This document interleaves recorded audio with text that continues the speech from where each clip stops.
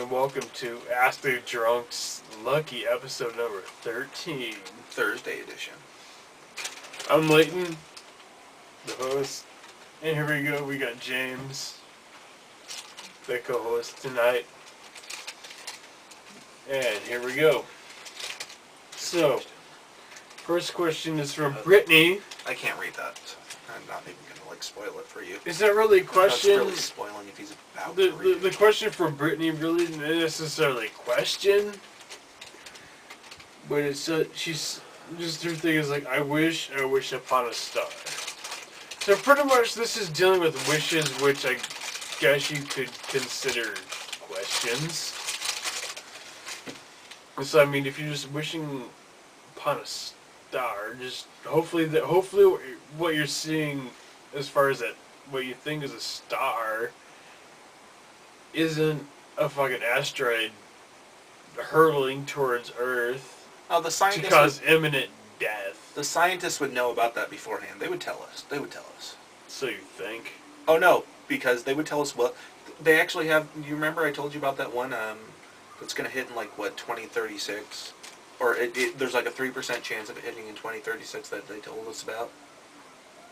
Remember that? Remember I told you 30% or 3% chance it might hit us. Asteroid. Doesn't matter. There's still something that could. There's still a possibility it could kill us all. I'm just telling you, scientists are on top of it. They're no idea where it'll land. It'll just kill us all. Well, if they don't figure out a way to stop it, which they won't. They might, maybe. I mean, it depends on how far in the future. I mean, if they have laser cannons and satellites and shit, they can shoot it. Yeah, it just depends if you watch a lot of asteroid movies and end of the world movies and Armageddon kind of shit like that. You know, it just kind of depends if the scientists will develop some technology to take out the sumbitch, and if they take it out, cool for them. But I mean, unfortunately, if they break it into a bunch of pieces, which rains down on everybody, and they don't know where the little pieces are gonna land. But see, that's the hope. By the time they know it's out there, they'll be able to develop some shit to go out there and break it up before it becomes little pieces. Before the little pieces that come to us will just be nothing. I mean, if they break it up right outside the Earth's atmosphere, then yeah, we're gonna get showered with some fucking Armageddon shit. There's nothing they can do. It's goddamn motherfucking time. What are you gonna do? I'm telling you, they're on top of it.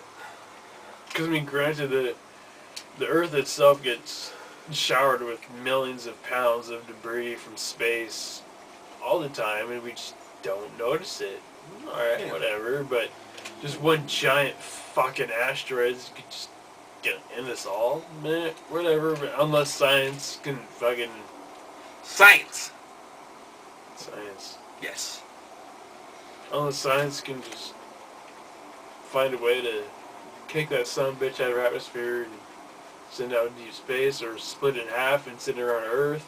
We gotta do it, man. So as we see in many movies now, Yeah, well, movies kind of exaggerated, so I wouldn't worry. I think what it's really trying to say is, what do you wish for, What would you wish upon a star for if that star meant anything? If the star meant anything, just wish to be as happy as one could and live as long as a life as one could, and just live, just work and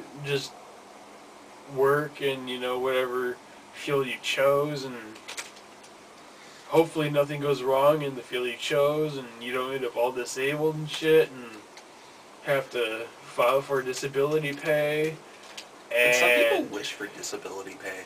So, well, that's because they're losers, and those. But I mean, did you ever see Office Space? No, not in its entirety.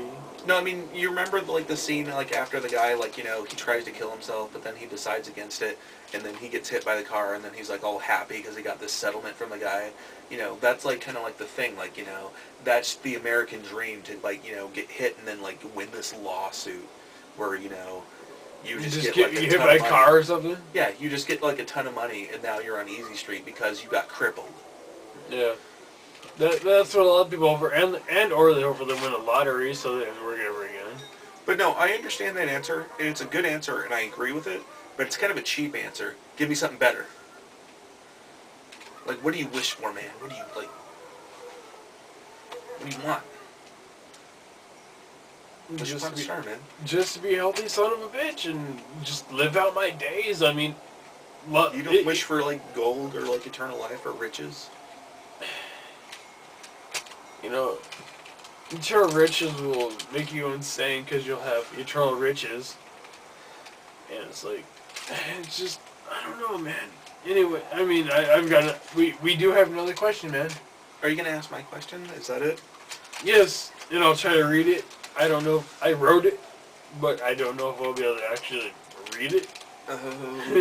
So, this question comes from James, this son of a bitch over here. So, I'll interrupt you where necessary. If the human race, excluding apes... If the human race goes extinct, if the human race, excluding... Okay. What do we think would be the dominant race and or species? You totally butchered that, but I think you got the point. point. I butchered it. It was shorthand. You got the point. It was shorthand. What can you do? So pretty much, the end of either the end of humanity or humanity takes a stand. What would end up being the dominant species and or race? I mean, of like, you know, all the animals, all the species, all the... Cockroaches. Because cockroaches can survive nuclear blasts, has been proven. And the only thing left after nuke blast is cockroaches. They're scurrying around, doing their thing. We could end up in a scenario like Mimic, and cockroaches could see our human form and try to mimic it, which they won't mimic. They'll mimic very, very well, except for the eyes, because when they open their eyes, they're black, and their eyes are black, and will open our doors to a giant fucking cockroach, which will in turn kill us as humans. The cockroaches will morph into some sort of just human-sized cockroaches, mimicking us very well, wearing just coats, like trench coats, and then we open our doors, like, we hear knocking on the door, we open the door, like, hey, what's going on? And then it's just a big-ass cockroach, and just lop our heads off, and we're done, because we're humans, and they just sever our cerebral cortex and kill us. I think you missed the question. Anyway, no, this is dominant race, species, cockroaches. But I was talking about, like, the human race is no more. So, I mean, we're not around to, like, have them, like, open the doors wearing our trench coats and, like, lopping our heads off. Well, I mean, if there's no human beings, and it'd be cockroaches or, you know, the mitochondria or the...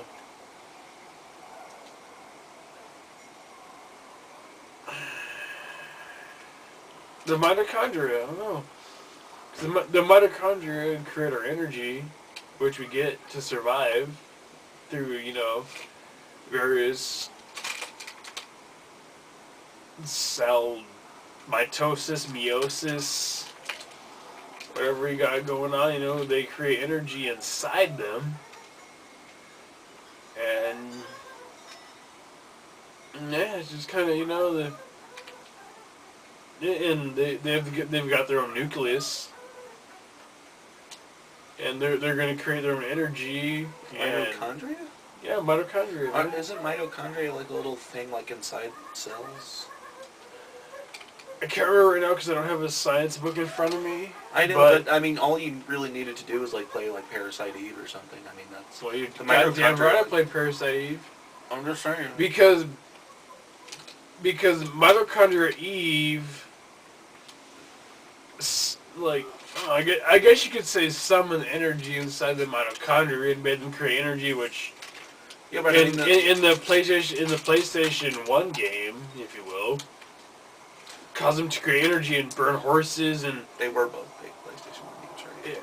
yeah. Well, and then like the energy, they also made organisms mutate. They made giant worms, and then they made pretty much NMCs, neo mitochondrial creatures. So they call it the mitochondria, the energy that was produced pretty much made the neo mitochondrial creatures, which were mutations. They were mutations of humanity. They were mutations of nature, and you had to defeat them. So that's what we'd be up against. We would be up against neo mitochondrial creatures. What are you gonna do? Giant worms, fucking raptor kind of deals, and what are you gonna do? Well, I mean, nothing, because, the human race is gone. Yeah, nothing. Yeah, there's nothing that we would be able to do. We would not be able to deal or to defend against neo mitochondrial creatures. I guess. I think it would be dogs. Dogs would be the next dominant race. Because they're like or just nature in general. Well, it could be. I mean, it would have to be like an humans actual are race. gone. When humans are gone, you could think of dogs as a nature, and you could think of bacteria as a no, but I mean, as a dominant force because the bacteria would infest and everything, and all our human structures would fall. They would become nothing, and then the bacteria and just whatever else, and just the other microscopic organisms would just infest the Earth, and they would make our Earth nothing in a few thousand years. I mean, granted, there's Buddhist temples, there's the Aztec temples, there's the Inca temples, there's the Egyptian pyramids that have stood forever, but they are crumbling. But I mean, they stood forever, like, in terms of, like, humanity. I mean, that's like, thousands of years. I mean, we're talking about, like, a few million years for, like, the next race to, like, come up. And by then, like, all that shit is just turned into dust and it's just blown away. But no, I mean, I think, like, after millions of years, like next dominant race, probably, like, well, I just think dogs. I mean, dogs and cats, maybe. I mean, dogs have, like, that really strong, like, survivability instinct. They're like omnivores. They're, like, really intelligent, and they're already on land. I mean, you can say what you want about fucking dolphins. Dolphins? But I mean, do you really want Flipper running the world in the future? I'm just saying they wouldn't, because, I mean, as intelligent as they are, they're still sea animals. I mean, they're still tied to the sea. But then eventually dogs would have to be attuned to the sea. Not really. I mean, granted, a lot of dogs can swim and doggy paddle, but eventually dogs that would have to be accustomed to the sea so they can swim around from land to land. No, I mean, such as the human race went from land to land, invading and finding out the resources that were there and raping and pillaging that particular land force that was there. But no, I mean, it's like the dogs, they become, like, intelligent. They become, like, dog people. Then they invent the boats, and then they can go, rape and pillage other animals. Yes.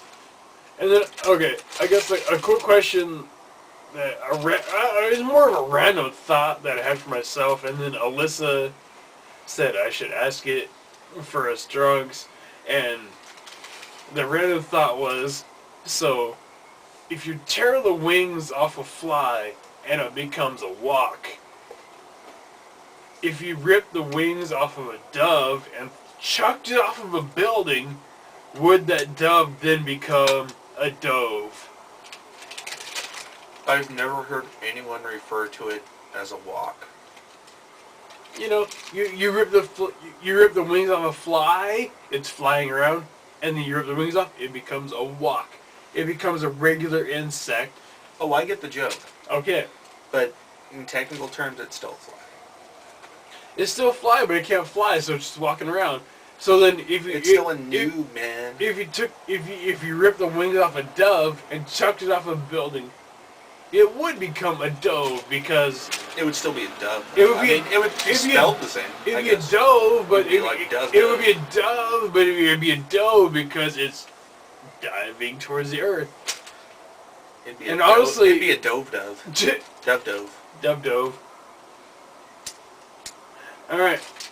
Thank you for joining us on this episode number 13 of Ask the Trunks. Dove. Dove. Alright, thank you. End story. End story. Send questions, please.